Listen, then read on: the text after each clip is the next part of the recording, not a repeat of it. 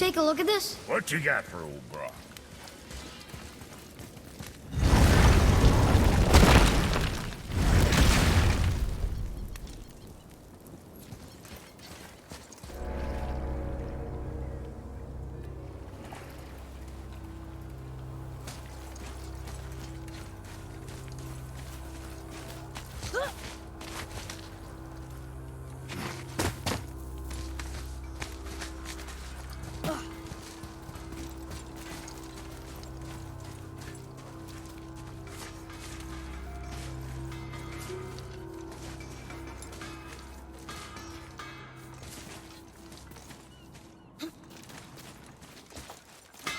I have more information on that whetstone I mentioned earlier.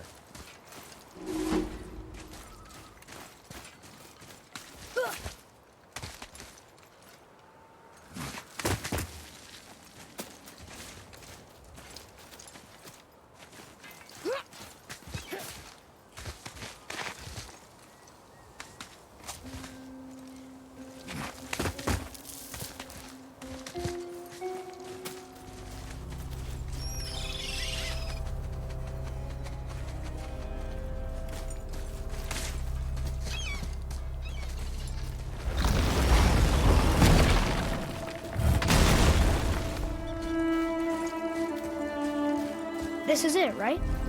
The rock stool? Aye, lad. The Council of Valkyries. The Valkyries are of Valhalla, are they not? Glad to see you're paying attention, brother. You are correct. Valhalla, the great hall of the Einherjar, is their home within Asgard. But while there, they are subject to the scrutiny of the All-Father himself. And relations between the Valkyries and Odin were tense during my tenure as his advisor. Wow. Well, that's an even longer story, lad. For now, why don't we look around for some clues?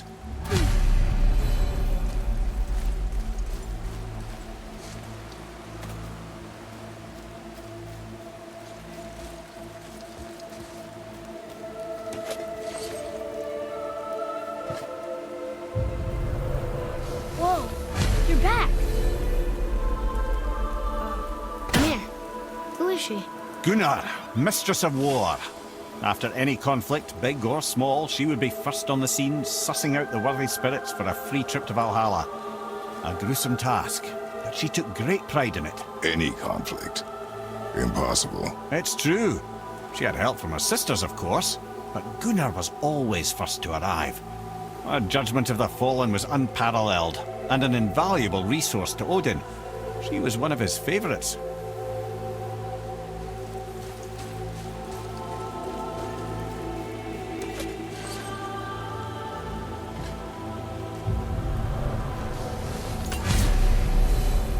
Ah, Gondul.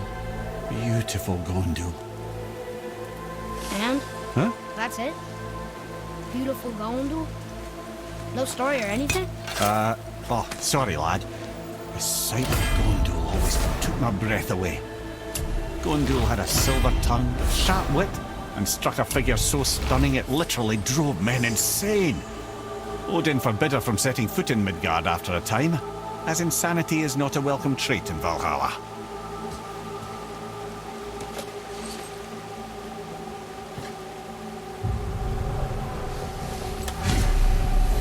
This is none other than Geirdriful, the Master of Arms in Valhalla, responsible for arming and training Odin's Einherjar. Is what? His army come Ragnarok. The entire reason Valhalla exists, you see. The Einherjar wait in the Great Hall endlessly, feasting, drinking, and fornicating themselves silly. Once Ragnarok begins, Odin calls them into service to fight on his behalf. Geirdriful had her hands full training that lot.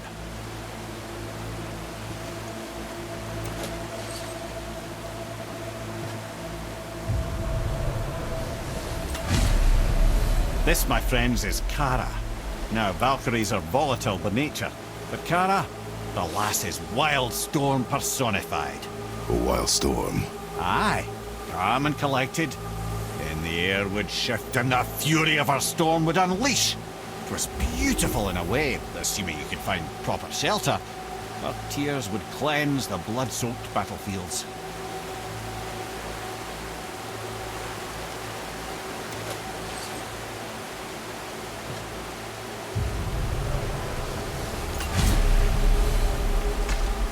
This is Rota, a chooser of the slain. I thought all the Valkyrie did that. Not exactly, lad. Although that is what they're most famous for, and by far their greatest responsibility. You've seen what happens to the dead without the judgment of the Valkyries. Hellwalkers. That's right. Rota, Gunnar, Skuld.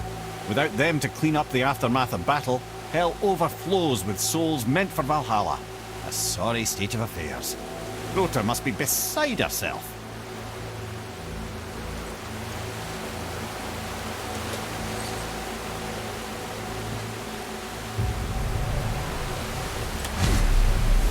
Ah, here we have Air, the healer. A Valkyrie healer? Strange. Air was strange, as a matter of fact. Very quiet, very calm. Where her sisters were violent rapids, Air was a gentle stream. She healed the wounds of both mortals and gods, and even a certain all-knowing sage who once drank too much and fell off a mountain. Not my proudest moment.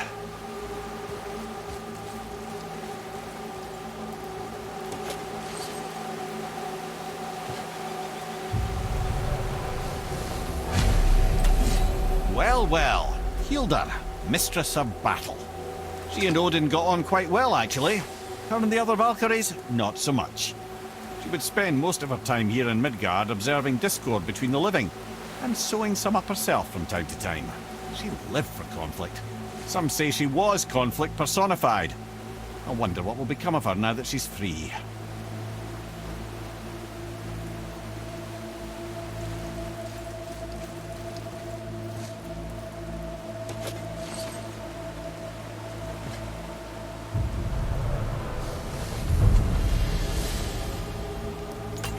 Olrun, once the daughter of a powerful chieftain. She fell defending him during a Reaver attack. Olrun was escorted to Valhalla, where she chose to devote her afterlife to the pursuit of knowledge above all else. Quite unusual behavior amongst the constant drinking and feasting of her fellow Valhallian denizens. How'd she end up a Valkyrie? Odin. He saw a kindred spirit in Olrun's single-minded pursuit of knowledge. He appointed her as the Valkyrie's resident historian.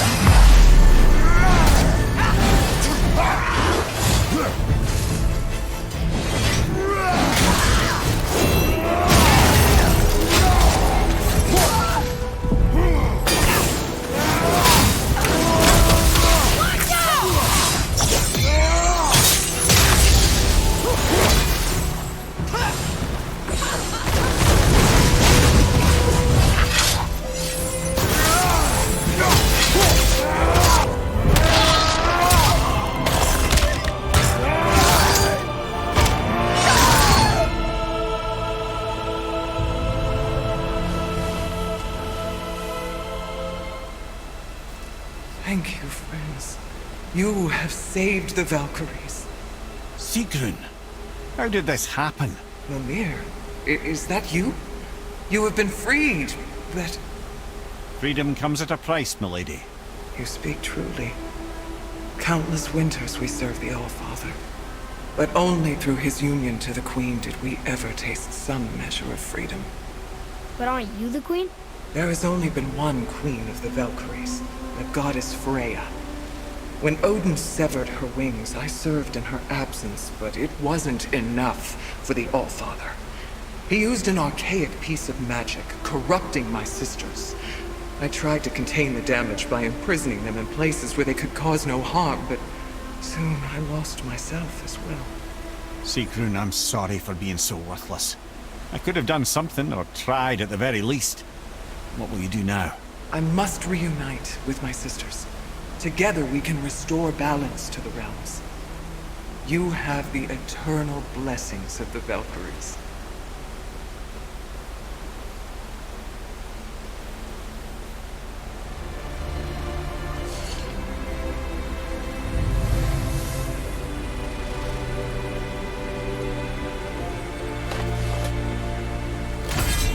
Well, we did it, I suppose. You don't sound very happy about it. It's difficult to be happy about anything when you're a reanimated head. I'm grateful we were able to set the Valkyries free. But so much of this could have been avoided, if only... You said it yourself, Head. It does not matter anymore. The past is the past. Well, that's awfully cheerful coming from you. I am in a good mood. The dwarves will make use of this helm. Your dad's a wee bit single-minded, isn't he, lad? Definitely.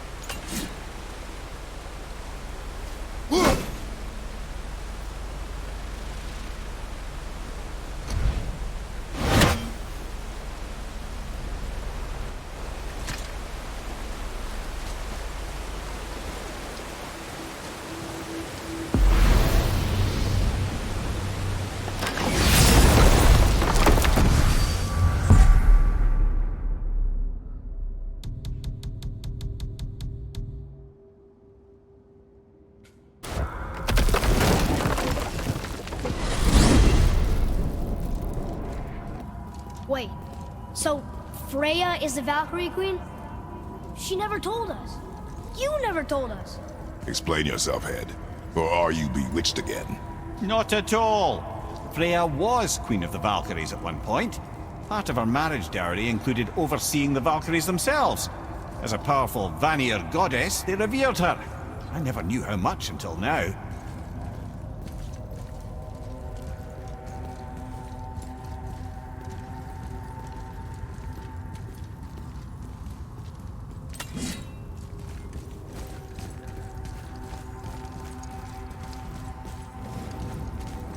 Ugh!